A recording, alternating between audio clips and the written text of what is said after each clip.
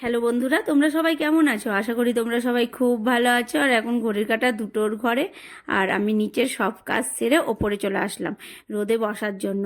আর 3-4 দিন থেকে জানো এই গর্ততে বিজি দেখতে পাচ্ছি, তো মোবাইলটা নিয়ে আসা হচ্ছে না, তোমাদেরকে দেখাতেও পাচ্ছি না আজকে। তাই মোবাইলটা সঙ্গে করে নিয়ে এসেছি আর ক্যাপচার করে নিলাম। এই দেখো বিজি একটা দেখতে পাচ্ছি। আর এই গর্তটা জানো আগে অনেক বড় ছিল, আর দিনের দিন এখন গর্তটা অনেকটাই ভরে গেছে। আর এই গর্ততে তো আগে অনেক পোকামাকড়ও ছিল, কিন্তু এখন বিজিয়ে আসার পরে পোকামাকড়টা একটু কমে গেছে জানো। এই দেখো তোমাদের সঙ্গে গল্প করতে করতে বিজি দেখা হলো, বক দেখা হলো, পাখি দেখা হলো, আর রোদও অনেকটা কমে গেল। এখন নিচে যেতে হবে, নিচে কিছু কাজ আছে, সেই কাজগুলো করে নেব। এই যে ঝাড়ু দিয়া, তারপরে তোমার জামা কাপড় গুছানো। আর আজকে সেই রকম রোদ উঠিনি, তাই জামা কাপড়গুলো শুকায়নি। এই দেখো মোটা মোটা সোয়েটারটা ভিজা হয়েই আছে, তাই ভাবছি এটা গুছাবো না, রেখে দেবো, কালকে আবার রোদে দিয়ে দেবো। আর আমাদের এখানে একটু রোদটা কদিন থেকে কমই উঠছে, কিন্তু ঠান্ডাটা অতটা নেই জানো। ঠান্ডাটা অনেকটাই কমে গেছিলো, বেশ কিছুদিন আগে মারাত্মক ঠান্ডা পড়েছিল, আর এখন 4 ভাগের মধ্যে 1 ভাগ আছে।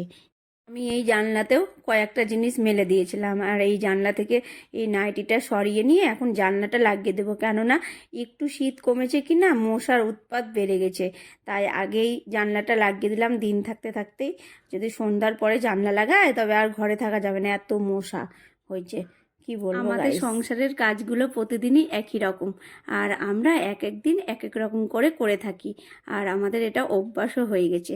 আর এই দেখো মোটামুটি আমার বিকালের কাজকর্ম হয়ে গেল। এই দেখো চট জলদি রেডি হয়ে গেলাম, কেননা ওই দিদিটা ফোন করেছিল কি চলো আমার সঙ্গে বাজার, আমার কিছু কেনাকাটার আছে, তাই এখন যাব। আর আমার কিছু কেনাকাটার নেই, কেননা ওই দিদিটা যখন কিছু কেনাকাটা করে আমাকে নিয়ে যায় সঙ্গে। তাই ভাবলাম এখন তাড়াতাড়ি করে রেডি হয়ে এখন আমরা বেরিয়ে পড়ব। আর একটু ভাবছি টাউনে যাব আজকে, তো টোটো করে যেতে হবে। এই পারে গেলে কি টোটো করে যেতে হতো না, হেঁটে হেঁটে গেলেই হতো। তো টোটো করে গিয়ে এখন যাব মার্কেটে ঢুকে যাব, কেননা ওই দিদিটা কয়েকটা জিনিস কিনবে, তোমাদেরকে তো বললাম বাড়ি থেকেই, তাই ঢুকে গেলাম। আর এই দেখো চারিদিকটা ভালো করে ঘুরছি, আর ওদের বিয়ের বাড়িতে নিমন্ত্রণ আছে, তাই গিফটও নিবে ভাবছে। তো অনেক কিছুই দেখলাম, আর আমি বলেই তো গেলাম বাড়ি থেকে আমার কিছু কেনাকাটা নেই, আমি শুধু দেখলাম, আর ওই দিদিটা নিল, সেই জিনিসগুলো শুধু ওর সঙ্গে পছন্দ করলাম, ব্যাস। এই দেখো শাক ধোয়া ঝুড়িগুলো দেখতে বেশ ভালো লাগছে, স্টিলের। আর স্টিলের জিনিস তো দেখতে বেশ ভালো লাগছে, চকচক করে না। আর আমার এই ঝুড়িগুলো বাড়িতে আছে, কিন্তু হ্যান্ডেল সমেত নাই, এমনিই আছে। আর যেটা আছে সেটা নিয়ে লাভ নাই বলো।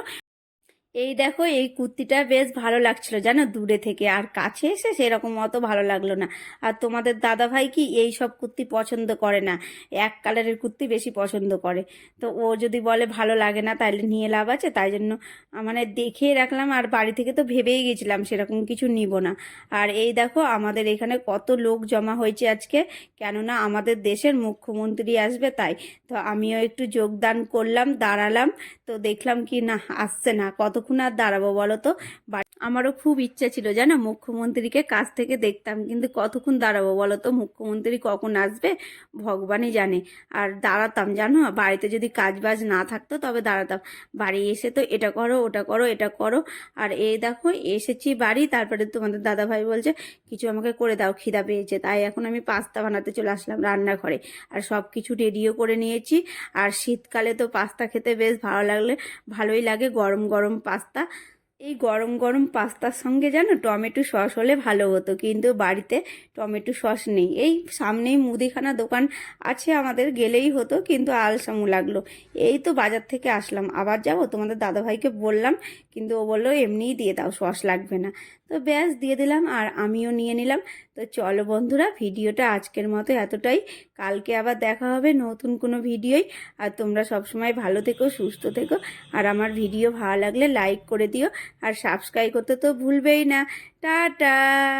সত্যি কথা বলতে কি বন্ধুরা, টমেটোর সস ছাড়া পাস্তাটা খেতে বেশ ভালোই লাগছে, সেই জন্যই বলতে আসলাম। তো আবার টাটা।